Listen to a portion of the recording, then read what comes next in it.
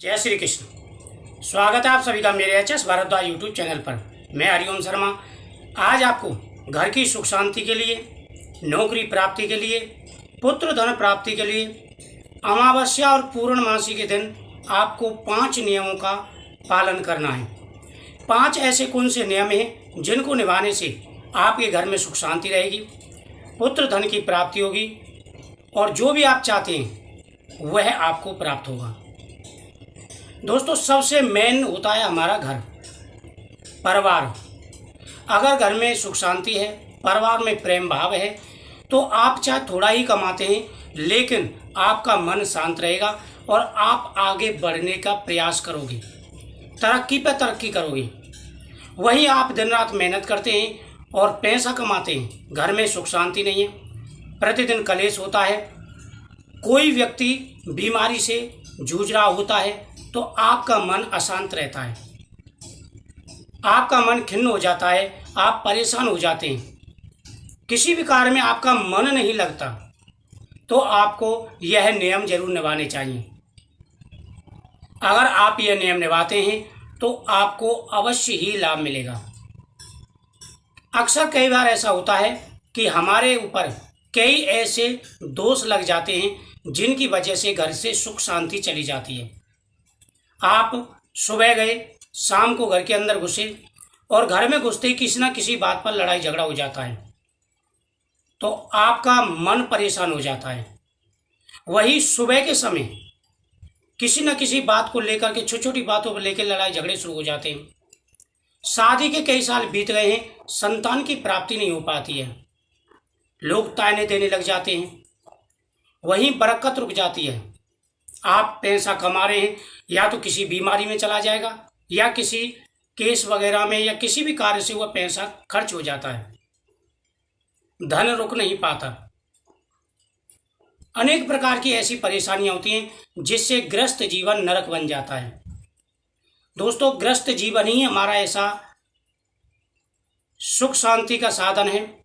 अगर ग्रस्त खुश है, हमारा परिवार खुश है, तो जीवन की हर बड़ी से बड़ी मुश्किल का हम आसानी से सामना कर सकते हैं, बड़ी से बड़ी चुनौती को आसानी से हम संभाल सकते हैं। अगर हमारा परिवार ही खुश नहीं है तो हम आगे कैसे बढ़ेंगे, क्या कार्य करेंगे? तो आपको अमावस्या और पूर्णमासी को ये नियम जरूर निभाने चाहिए। पितृदोष, मातृ दोष, देवीय दोष, नजर दोष, ये ऐसे दोष होते हैं जो इंसान को बर्बाद कर देते हैं। मानो आपके ऊपर पितृदोष लगा हुआ है। अगर आपके ऊपर पितृदोष लगा हुआ है तो ना आपका घर में मन लगेगा, लड़ाई झगड़े शुरू हो जाते हैं, वंश वृद्धि रुक जाती है, धन प्राप्ति रुक जाती है, नौकरी नहीं लग पाती, शादी नहीं हो पाती। वहीं देवीय कोई दोष होता है तब भी यह परेशानी आना शुरू हो जाती है। नजर दोष, नजर दोष एक ऐसा दोष होता है जो पत्थर को भी फोड़ देता है। अगर आपके ऊपर या आपके घर के ऊपर नजर दोष है तब भी आपको अनेक प्रकार की परेशानियों का सामना करना पड़ जाएगा। स्वप्न आपको डरावने आएंगे, भयंकर स्वप्न आने शुरू हो जाएंगे। स्वप्न में आपके पिता मुसीबत में हैं, ऐसे स्वप्न आने लग जाएंगे, तो आपको सावधान हो जाना चाहिए। देखो, नंबर 1, प्रति अमावस्या की अमावस्या को आपको पितरों की पूजा प्रारंभ कर देनी है। सबसे पहले आपको ध्यान देना है कि आपके जो पितर हैं उनकी तस्वीर आपके घर में कहाँ लगी हुई है। हमेशा ध्यान रखें कि जो उत्तर की दीवार है वहां पर आपको पितरों की तस्वीर लगानी चाहिए, फोटो लगानी चाहिए, जिससे उनका मुख दक्षिण की तरफ हो, या फिर ऐसी जगह पर आप लगाएं जैसे दिशाओं के बीच का जो जगह होती है।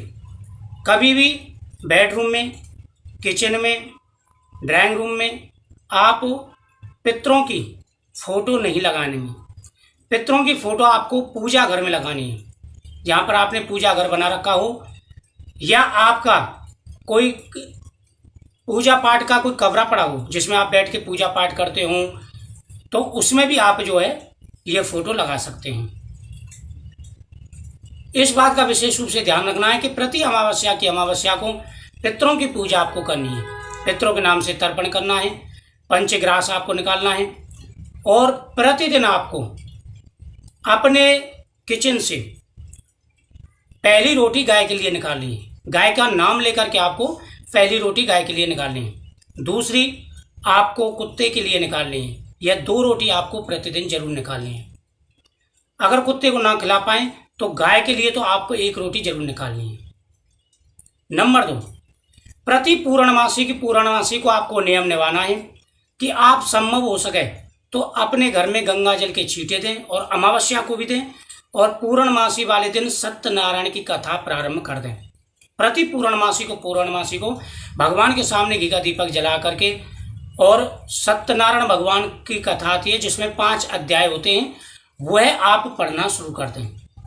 थोड़ा सा प्रसाद बनाएं, भगवान के सामने रखें और आप इस कथा का श्रवण करें। देखना कुछ ही समय में आपको लाभ मिलना शुरू हो जाएगा।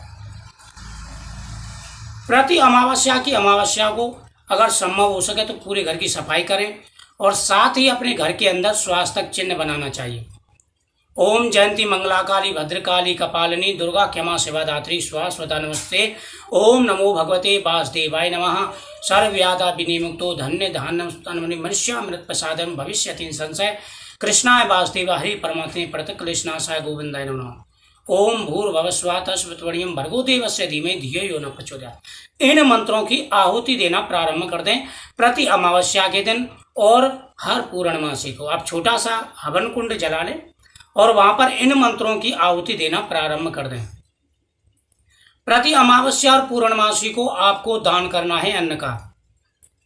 अन्न का दान आपके लिए बहुत ही जरूरी है।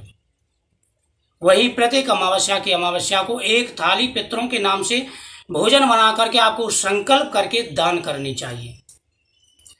अगर आपके घर पर नजर है तो प्रति शनिवार को 1 नारियल और 1 नींबू लेकर के और घर के मेन दरवाजे से 7 बार उसार करके बहते हुए जल में प्रवाहित कर दें। यह आपको नियम प्रतिदिन करने चाहिए, और हर अमावस्या और पूर्णमासी वाले दिन यह तो नियम करने ही चाहिए। और प्रतिदिन का जो नियम है वह है गौ माता के लिए रोटी गुड़ का। सप्ताह में 1 बार घर के अंदर नमक डाल करके और गौमूत्र डाल करके पोंछा लगाना चाहिए। गौमूत्र लोग नहीं डालते, विशेष महत्व होता है, तो आप इन उपायों को जरूर करें।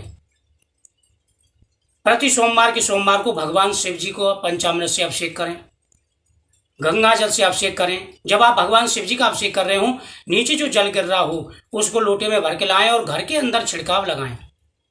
प्रति सोमवार को दूध में शहद डाल करके, गंगा जल डाल करके घर के अंदर छिड़काव लगाना चाहिए।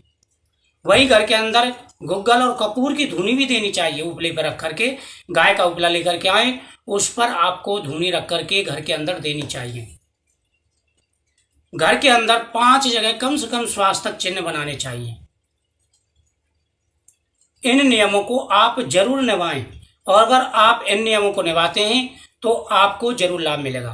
पूरब जो आपका घर का ईस्ट फेस है उसका विशेष रूप से ध्यान रखें। तुलसी का पौधा, सफेदाग का पौधा, पलाश का पौधा, ये पौधे आप पूरब की साइड को लगाएं, जिससे आपके घर से वास्तु दोष दूर हो और आपके घर में सकारात्मकता जो है हवा प्रवेश करे, सकारात्मकता विचार आपके मन में आए, नकारात्मकता खत्म हो।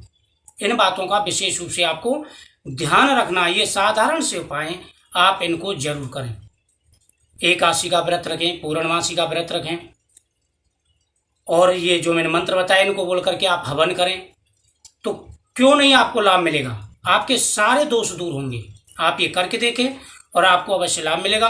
कमेंट में आप मुझे जरूर बताएं कि आपको क्या परेशानियां हैं, उसके ऊपर भी वीडियो बना करके मैं जरूर डालूंगा। जय श्री कृष्ण।